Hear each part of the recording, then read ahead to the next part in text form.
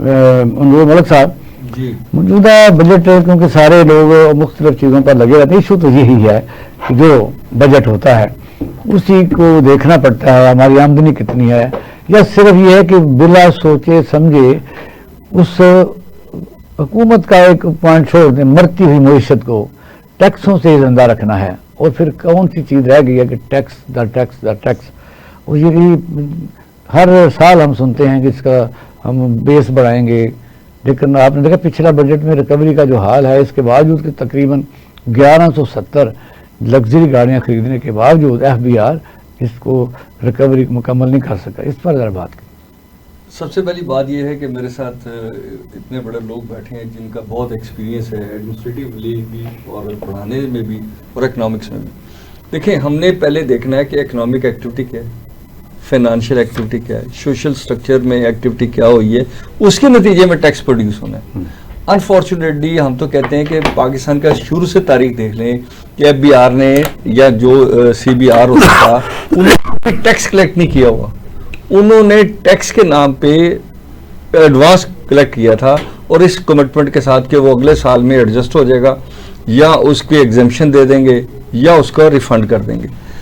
इसी तरह आप देखें कि पाकिस्तान में जो टैक्स वाले इदारे हैं उनको आप SRO दे देते हैं, उनको आप EPZ दे देते हैं, उनको आप SEZ दे देते हैं। तो कहने का मतलब ये है इकबाल शाह साहब कि देखें, टैक्स ने पैदा होना है, वो उसके लिए ज़रूरी है कि आप इकोनॉमिक्स और फाइनेंशियल और सोशल स्ट्रक्चर को मिला के सोसाइटी का बिल्डअप करें।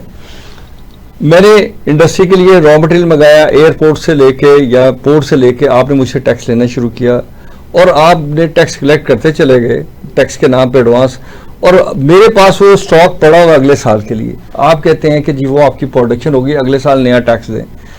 यहाँ फिर आती है इन्फोर्समेंट। आप इस दफ़ा देख लें कि गवर्नमेंट ने ये तय किया है बजट में कि वो बैंकों से बोरिंग कम करेंगे और नॉन बैंकिंग से पैसा वसूल करेंगे।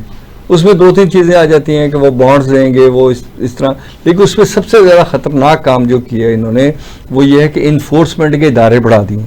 जो इंडस्ट्रियलिस्ट को हर वक्त तड़ी लगा रहे हैं कि अगर तुम्हारी गिरफ्तारी वाला आ गया तो आप गिरफ्तार हो जाएंगे, आपकी प्रॉपर्टी। इसका नुकसान ये होगा कि फ्यूचर में लोग डर गए सर, पाकिस्तान में सरमाया रहेगा नहीं और पाकिस्तान चलेगा फॉरेन रेमिडेंस के ऊपर। मैं आज आपके प्रोग्राम में एलानिया कहता हूं कि पाकिस्तान में इस दफा हम कह रहे हैं 37 बिलियन जाएंगी, अगले साल या उसके बाद 50 बिलियन पे भी चली जाएंगी।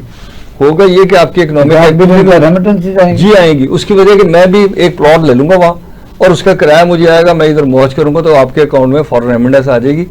नतीजा ये है कि पाकिस्तान में जो 6 करोड़ जॉब चाहिए वो लोग आपको कत्लो गारत की तरफ ले जाएंगे। पाकिस्तान जो है वो बैड इकोनॉमी में सर्वाइव कर रहा होगा अगर हमने ये पॉलिसीज को कंटिन्यू किया।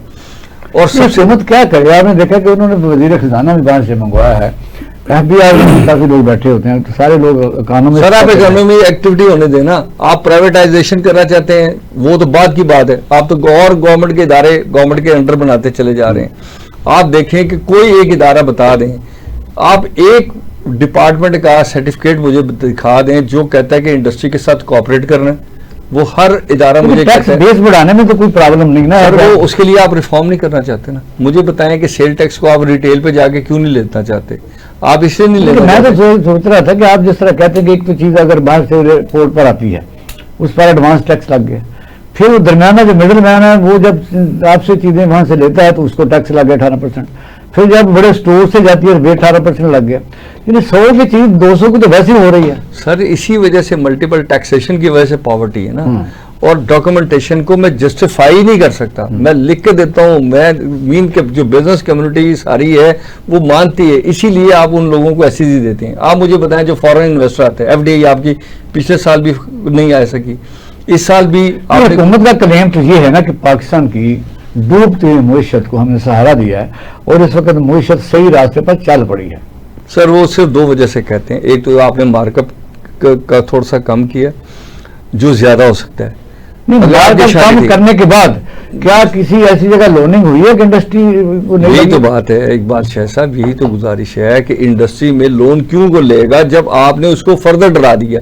आप मुझे कहते हैं यहां से बाहर निकलो, तुम्हें 2 गनमैन उठा के ले जाएंगे और फिर आप इंडस्ट्री को चलने के लिए आप देखें कि आपने मुश्किलात के में कितना इजाफा किया। तो मैं ट्रेडिंग करूंगा, पाकिस्तान को आपने फ्यूचर में ट्रेडिंग कंपनी बनाना है, फॉरेन रेमिडेंस बेस्ड मुल्क चलाना है, या जॉब क्रिएट करके लोगों की कैपेसिटी बिल्डिंग करनी है, उनके बच्चों को स्कूलों और कॉलेजों में पढ़ाना है, उनको प्रोफेशनल गवर्नमेंट जॉब क्रिएट करी तो रियल स्टेट की तरफ आपने गवर्नमेंट ने जॉब कराए, गवर्नमेंट बिजनेसमैन को काम करने दे, हम खुद जॉब क्रिएट कर लेंगे, हम खुद लोगों रियल स्टेट भी तो एक अदारा यानी गवर्नमेंट का तो नहीं है ना, वो तो सर किसने कहा नहीं है? आप मुझे बताएं रूडा में क्या हो रहा है? आपको पता है कि रूडा में क्या हो रहा है? क्या हो रहा है? लैंड प्रोवाइडर बैठे हुए हैं और वो बड़े बड़े नाम है, और वो लोगों को बुला के कहते हैं कि जी आपकी ये जमीन है, ये तो पटवारी भी साथ मिले हुए हैं, वो कहते हैं जी आपकी ये डिफॉल्ट है, आप या मुझे बेच दें या आपके ऊपर हम PC4 लगवा देंगे या कुछ और कर लेंगे। तो आपकी सोसाइटी अला तरीन मुअज़्ज़ज़ तरीन जो है वो माफियाज के सूरत में सामने आ रही है।